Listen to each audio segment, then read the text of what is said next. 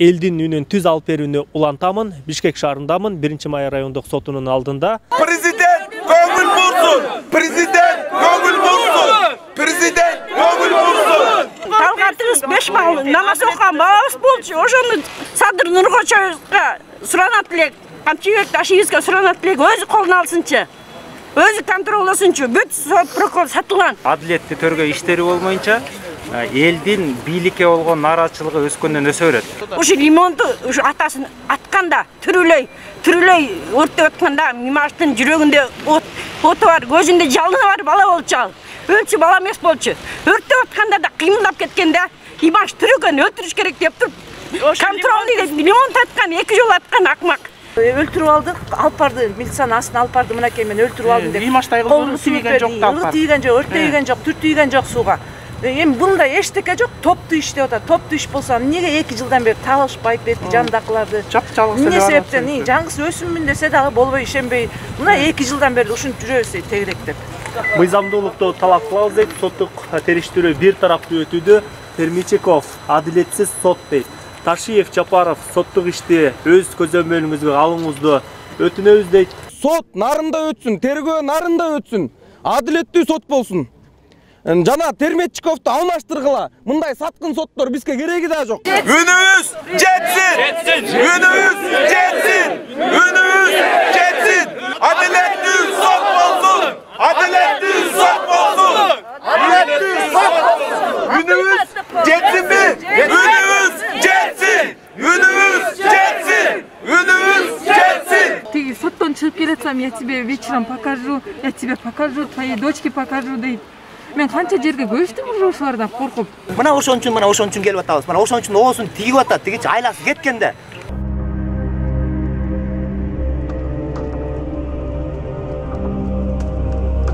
Тергөө кызматына МВДнын Бишкектен ошол эле күнү окуя болгон күнү, кылмыш болгон күнү алып кетип калышкан жакка. Эмнеге таян алып кетишкенин, эмне негизде экенин билбейм. Алып кетишти дагы 1 жыл тергөө болду. 1 жылдын ичинде ар кандай суроолор берди, бирөөлөргө показанияларды берилгенге чейин багышты. Анан мага топтук кылмыш айыбы тагылды. Анын эч бири далилденген эмес. Мындай камерага, видеого тартылып калган жери жок. Мен мисалы мыйзам алдынан качкан жокмун. Жооп берейин деп ошол эле күнү келдим. Бүгүнкү күндө да мыйзам алдында жооп бергенден качпайм. Бирок мага коюлган айып туура мындай квалификацияланышын талап кылам. Ошол эле мен эртең күнү чыгаргыла мага боштондук деген жерим жок. Туура айып коюлсун. Мунун кийин соттолгон эмесмин. Өзүм келгем, Якка Спайын аэропорт келдим, мойнума алдым. Жартылай, бирок тиги мыйзамсыз жанагындай каралоо, жала жабуулар менен эмес. Туура деп атам, мен мойнума алып атам. Атайлап кылган жокмун деп атам. Мени келип, экөөбүз жолугуп калып, жаман сөздөр менен айтып урушуп, сени да атаңдай кылып өлтүрүп калган деп атса, анан эсимде жок. Айшы эмне болгон?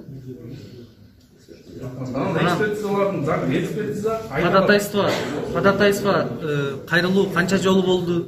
Ушул менин берген бөлгөзмөмө ылайык адвокаттарым экспертизага, психологиялык экспертизага жибергиле десе, баягы ошол кылмыш учурунда бул талап аффект состояниясынын аффект абалында болгонбу же болбогонбу дегенди выяснять этиш үчүн жибергиле дегенде, психологдор айтып атат, аны биз определять эте алабыз дейт. Аны определять этиш үчүн Талгат Шамиев атасын баяктан тааныган, кимдерден угуп билген ошол жөнүндө китепти алып келгиле. Анан Сулайманов Алмазга тийиштүү приговорду алып келгиле, биз айтып жооп беребиз десе, аны МВДнын Ички иштер министрлигинин тергөө кызматы да жиберген жок. Эмне себептерден билбейм. Бүгүнкү күндө сот да ошону кармап атат 1 жылдан бери. Вопрос открытый деп коюп, эртең приговор келген да. Алар болсо айтып атат, биз ооба мен алар психологиялык эксперттерге жиберсе, мейли аффект болсо болсун деп чыгарып берет, болбосо болбойт деп чыгарып берет да. Булар билбейм, жабырлануучу тараптагы коркуп атат, аны жиберткенде жибертпегиле деп. Көптөгөн бул сомнениялар жаралып атат да. Сот бир тараптуу өтүп атат, жабырлануучу тарап деле колдойт, ходатайстволор. Мен бир нече ходатайство келтиргем, алар да колдогон жок. Бияк спектакль болуп атат менин оюмча. Силер бизди кетиришиңер мүмкүн. Бирок элдин жүрөгүндөгү ишенимди да кошо кетирип атасыңар. Ура! Ишенимиз кошо кетет. Баламды мен такыр чыгарып бергиле деп айткан жок. Мыйзам чегинде ооба соттолсун. Бирок адилеттүү сот болуш керекпи? Нарында болуш керек, окуя каякта болсо ошол жакта болуш керек. Мына сотко биз ишенбейбиз. Прокурорго ишенбейбиз. Эмнеден? криминал кылмыш чөйрөсү кысым кылып атат. Ачыктан ачык эле биз муну сезип атабыз, түйүп атабыз. Энесинин көз жашы төгүлбөсүн алтындарым. Энеси бостопсузса ыйлап атат, ар бир энеде бала бар. Суранычына мен толугу менен кошулат элем. Себеби бул жерде баягы следственный мероприятиялар жүргүзүүгө кажети жок болуп калган. Себеби ал мойнуна алган өзүнүн кылмышын. Биз жакта элдин үнүн бийликке жеткирели деп турабыз. Мен билбейт экенмин бул сот. Саламатсыздар урматтуу көрүүчүлөр. Бүгүн мен сиздерге элдин үнүн түз алып берүүнү улантамын. Бишкек шаарындамын. 1-май райондук сотунун алдында Лимонтинин өлүмү боюнча соттук териштирүү иштери бүгүн саат 10:00-гө пландалган, бирок эмнегедир болбой жатат. Ал жака бизди кирүүгө дагы тыюу салынып жатат.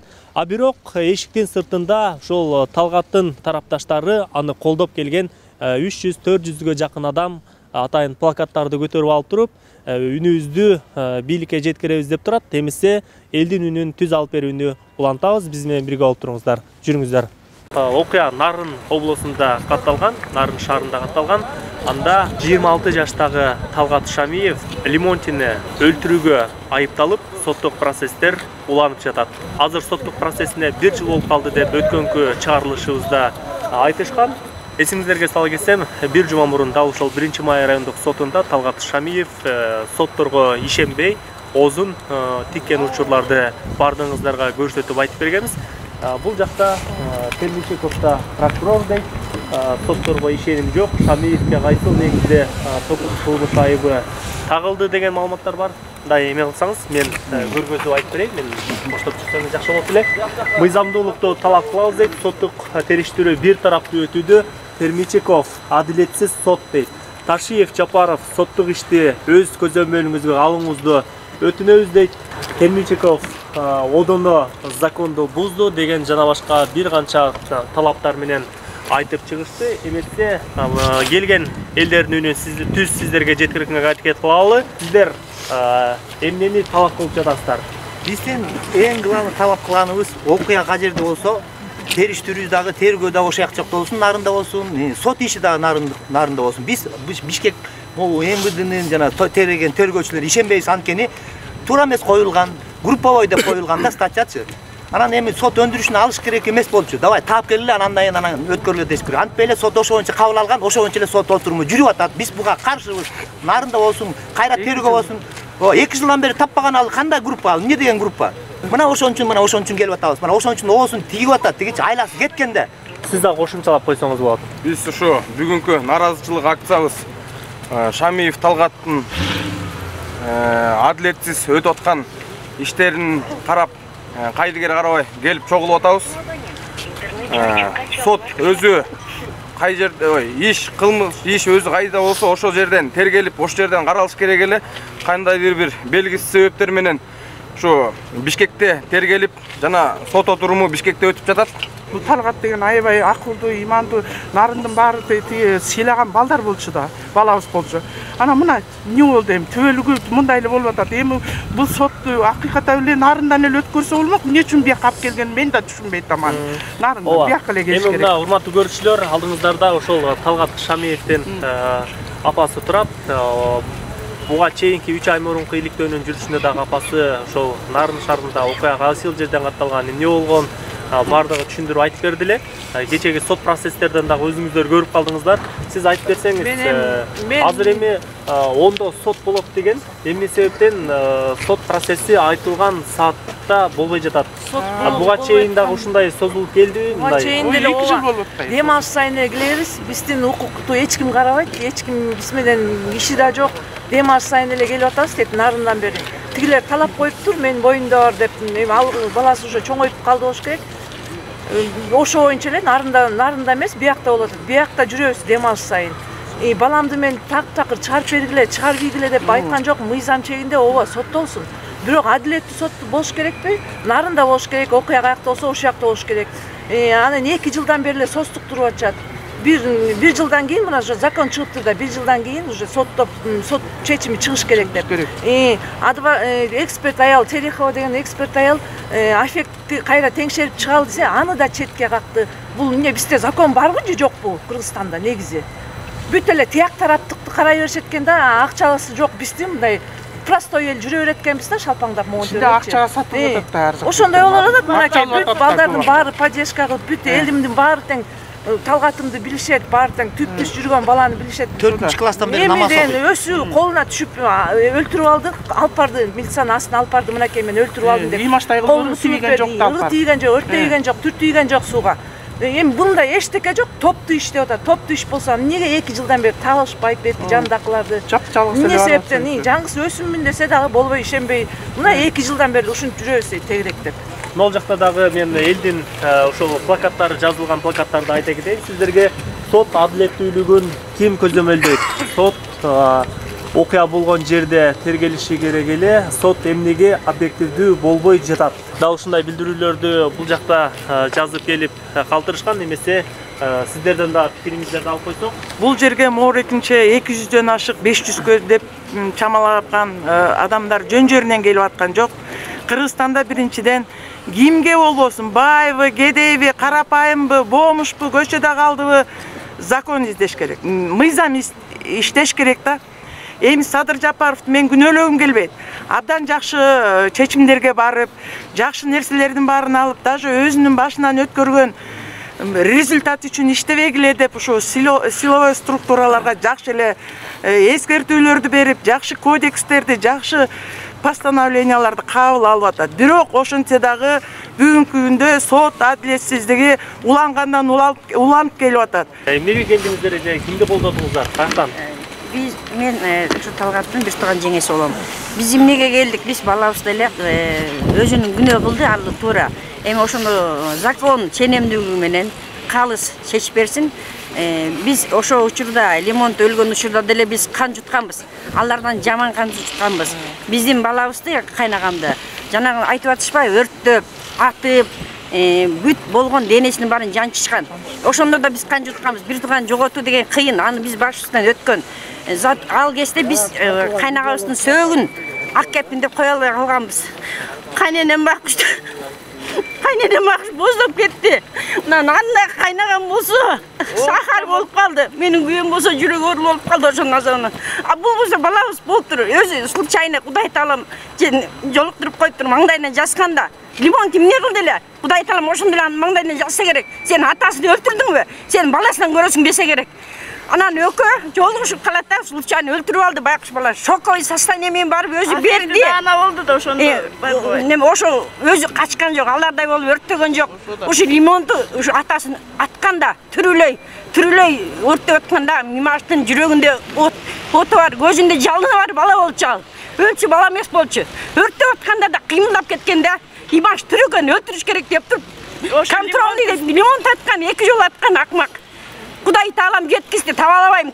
Бир тууган деген кыйын, бир тууган табылбайт. Кылмышкер болобу, башкесар болобу, криминал болобу? Бир тууган, аны бир тууганы тигилер Марстын бир тууганы энеси, эжеси зыркырап жүрөт. Энеси аялы зыркырап жүрөт. Биз кандай гана азапты көргөн жокпуз. Имашты өлтүрүп туруп, ошонун жанында 17 бала биздин үйдө, менин үйүндө, биздин үйүбүздө кантта жашаган. Путаница кылганда силер жок, өлгөн жок, тиякта жүрөт деп. Кудай таалам жеткизип атат, таба албайм. Бирок Талгатыбызды мына сотко биз ишенбейбиз. Прокурорго ишенбейбиз. Эмнеден? Криминал кылмыш чөйрөсү кысым кылып атат. Ачыктан ачык эле биз муну сезип атабыз, түйүп атабыз. Биз эмнеге келдик? Адилеттүү сот болсун. Талгатыбыз 5 мал намаз окуган балабыз болчу. Ошону жаман жака барбасын деп ойлоп атабыз. Чынында жалгыз туугандар турат, барыбыз келдик. Садыр Нуркочоевга суранат элек, Камчыбек Ташиевге суранат элек, өзү колуна алсынчы. Өзү контролдосунчу. Бүт сот прокурор сатылган. Тамакта. Майгер, сиз кимге келдиңиз? Кимди колдодуңуз бу жака? Нарындан келдик, атайын жанагы Талгатты колдодук. Балага аябай руу болду, 2 жыл болду. Сиз кимди колдоп келдиңиз бу жака? Талгатты колдоп келдим. Ушул окуяда кандай болуп жүрүп чечилсе деп ойлойт элеңиз да? Адилеттүүлүк менен караса деп ойлойт элем. Нарындан келдиңиз же Бишкектенби? Мен Бишкектен эле келдим. Бишкектен, Бишкектен эле. Бул окуянын башынан бери угуп билип көрүп жүрөбүз.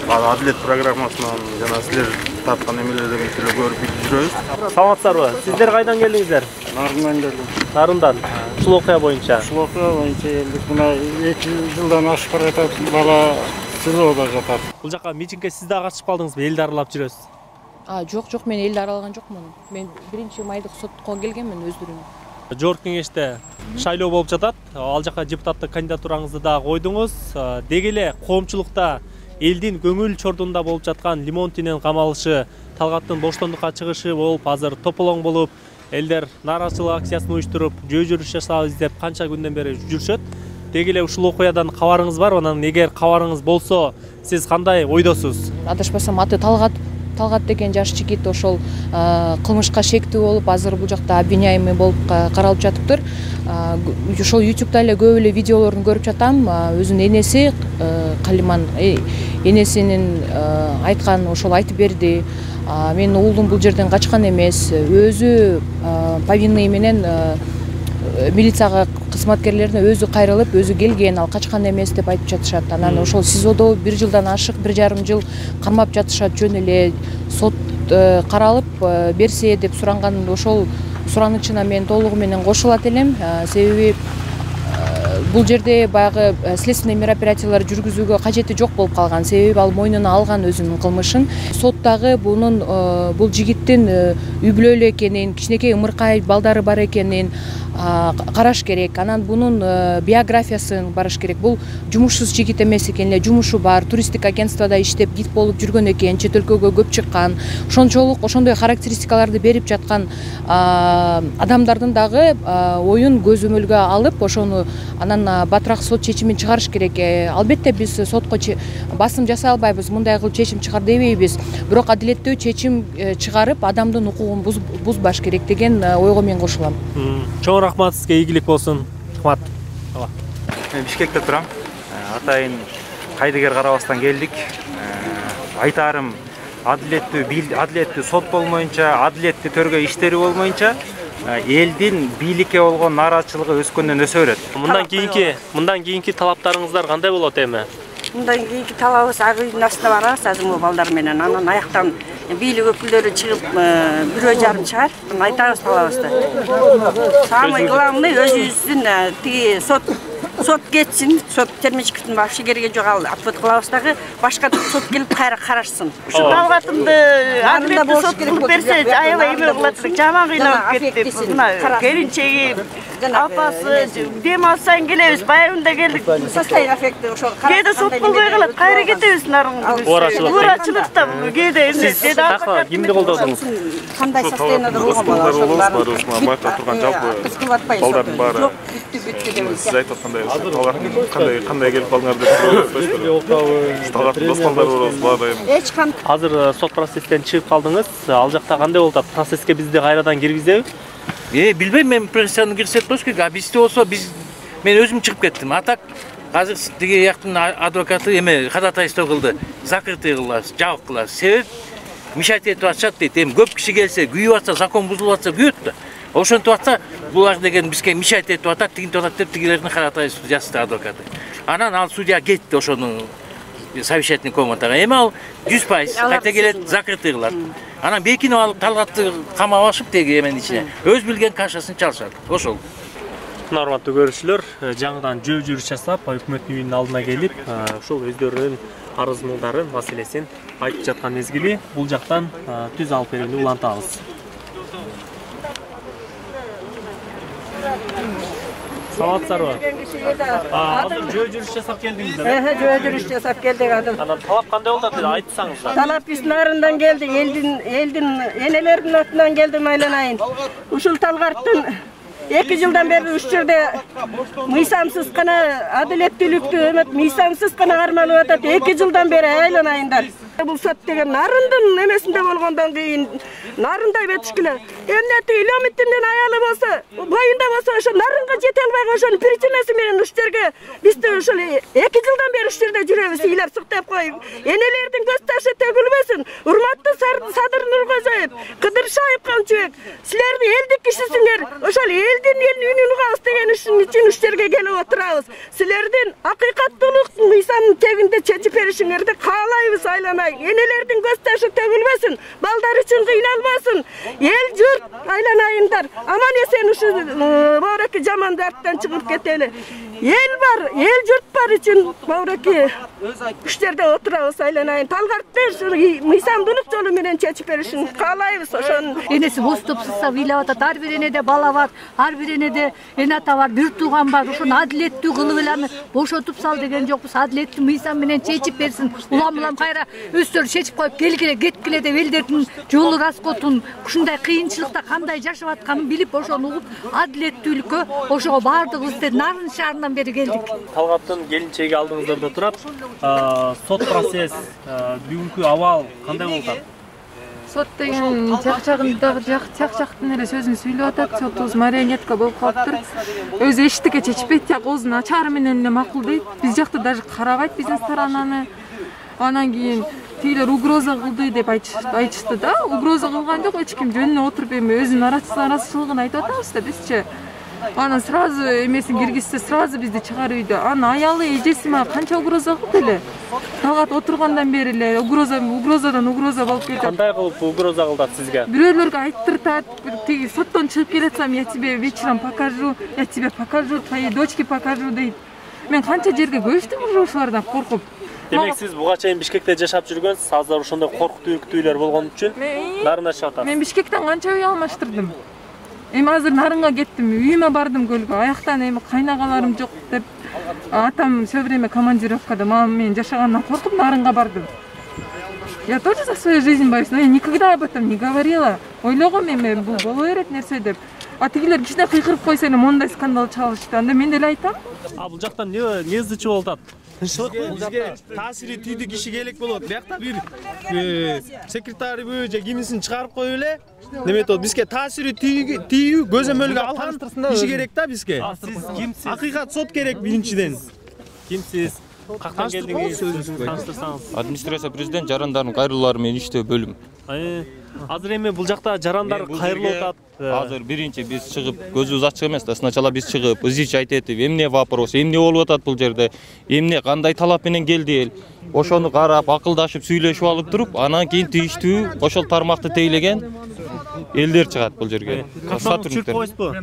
Сиз эми провокатор деп элдер туура эмес кабыл алып атат. Чөнтөккө колду салып, капшоnuңузду кийип келсеңиз, ошон үчүн жарандарга жакшы болуп атат. Анан чөнтөккө колду салат да. Жок, эшикте адамдар Биякта канча эл суукта, мына Нарындан келип турат. Сен кичинекей мына бу жерден эшикте адамдар 50 метр чыгып учуп калсаңчы, могу жерде канча 2 жылдан бери элдер турат бул жердечи. Бул жерде Азыр силер туруп-тургула, мен бирөөңөр менен акылдашайын, ошо вопроска жараша, анан кийин тийиштүү сотрудниктер чыгып жооп берсин силерге. Хорошо? Кандай чечимге келдиңиздер?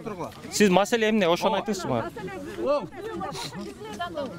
Маселени эмне маселе? Биздин маселе ушу Талгат досубуздун адилетсиз карап атат сот иши. Биз баарыбыз чогулуп Талгатты бул жерден сот отурумунан алып чыгып кетели деген ой максат жок.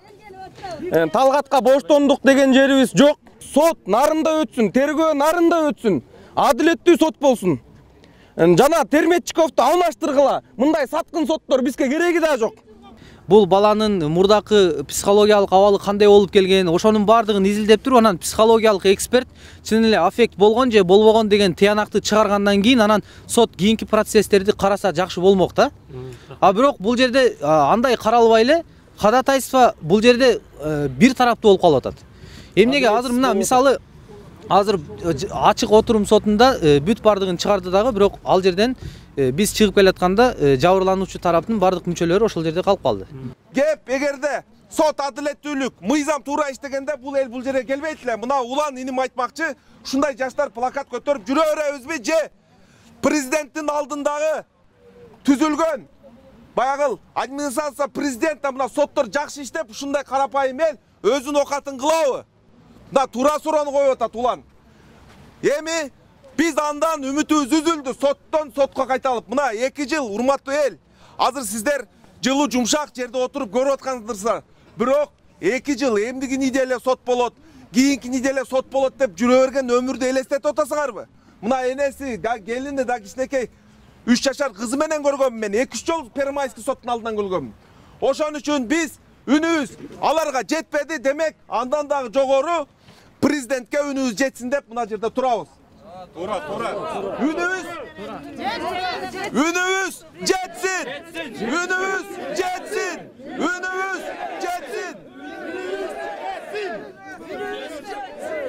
Adaletli sot bolsun bu. Adaletli sot bolsun. Adaletli sot bolsun. Adaletli sot bolsun.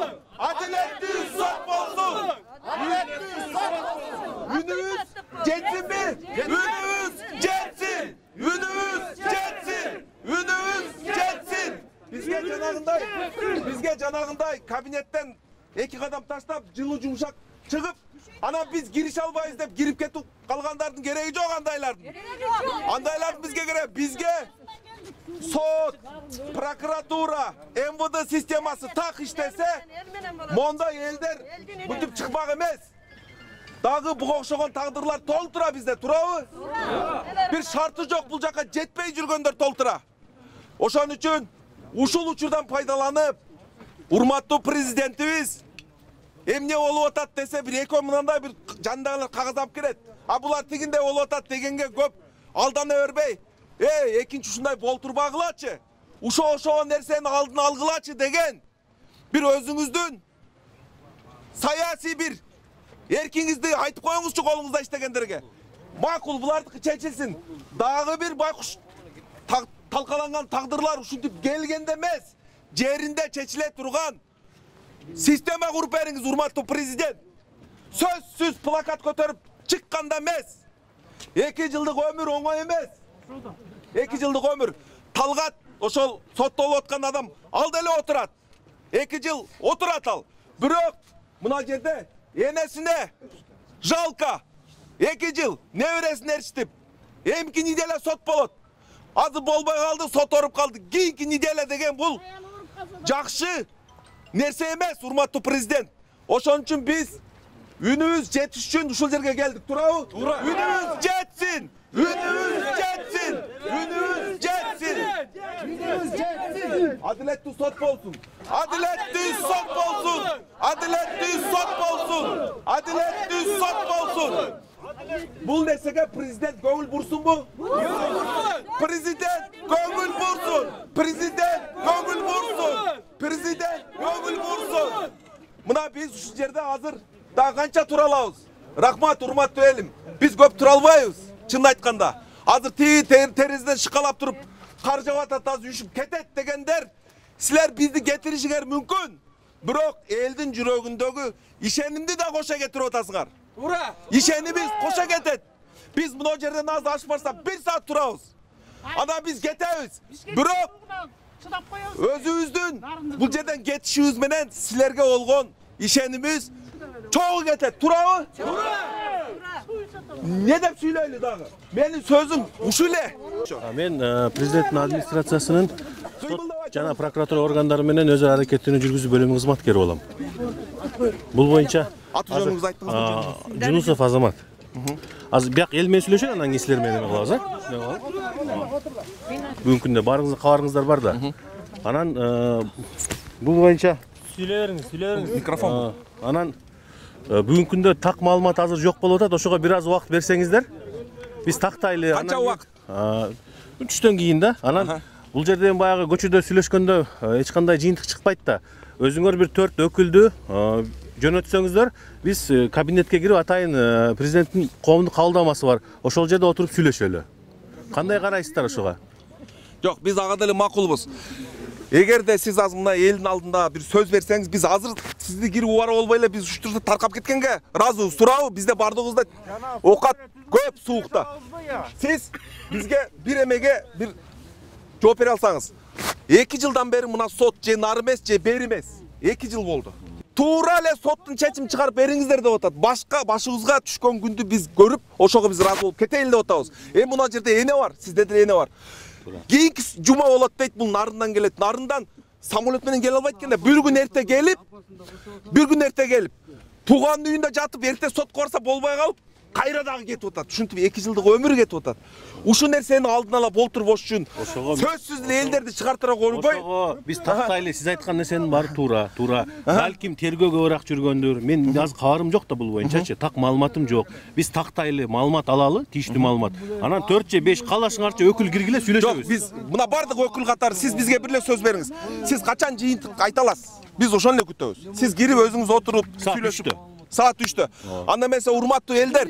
Президент кийлигишесин каалайбыз. Элде көлдөн бери келди, таластан, 5 адамды кабыл алабыз. 5 адамды толугу менен түшүндүрүп берем кандай. Ошо жактан бери келип атат, талас көл. Оштон бери келип атат эми. Хорошо, угабыз. Всё. 3'те уш жерде турабыз дагы. Мейли, рахмат. Администрация президенттен өкүл келди. Бул Садыр Жапаровдун алдындагы түзүлгөн кызмат, туурабы? Рахмат. Кимдедиңиз атыңыз? Фамилия атыңызды айтып коесузбу, кечиресиз? Фамилия атыңызды айтпаңыз.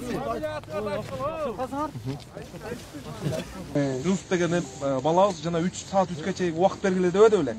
Мен бул иш боюнча толук маалымат алдым дейт. Соттордон кагазды алдым. Эмне себептен бул тергөө мынча жылып кетти? Анча-мынча жерден кечирим сурады, ошо мүчүштөр болду деп. Бирок биз анан сөздү кыскарттык. Siz biz менен жолуккандын бирден бир себеби сизден маалымат алыш үчүн эмес. Ал маалыматты сиз азыр окуп алып атсаңыз биз өмүрүбүз менен өткөздүк дедик, Эми сиз биздин үнүбүздү угуңуз деп биз өзүнө тиешелүү бир 4-5 маалыматты бердик. Эмне себептен бул сот арыз эмес же бери эмес, жанагы психологический экспертизаны назначить этип аткан жерден тергөө эмнеге кайтарып бергени жөнүндө биз айтып берсек, аябай соңку жазып алды. Бирок бир сөзгө аябай жакшы ынандык. Президент толук өзү көзөмөлгө алып, ушул нерсени аягына чейин туруп берет деди. Туура. Муну мен деди эки кол мында столду сонун уверенно сүйлөдү. Ал бала деле бизге жакшы жаңылык айткысы келди. Үмүтү. Я авторитетно заявляю деди. Президент ушуну көз кол. Ушул сөздү айтты. Президент өзү лично көзөмөлгө алат деди эле. Биз дагы сүйүнүп кеттик. Эми бардыңыздарга келип бергениңиздерге рахматыбызды гана айта алабыз. Мына суукка карабай, бул жерде бир эле нарында Талгаттын тууганы эмес, бул жерде Кыргызстан боюнча адамдар келди. Туурабы? Эми ар биринин атын айтпай эле коелу, бирок мына Facebook'та тааныган билгендер мына көрөсүздөр. Ушинтип эми адилеттүүлүккө жетсек, президентке дагы жакшы кандай дедик? Эгерде биз ушунун убагында айтпаганда биринчи жана бала чыкканда эмне деди? Билбейт экенмин деди. Лимонтиндин өлүмү бир эле жолу, бир кылымда бир жолу болсо, кантип билбеш керек? Чын айтканда. Демек, бул жакта маалымат жок болгон.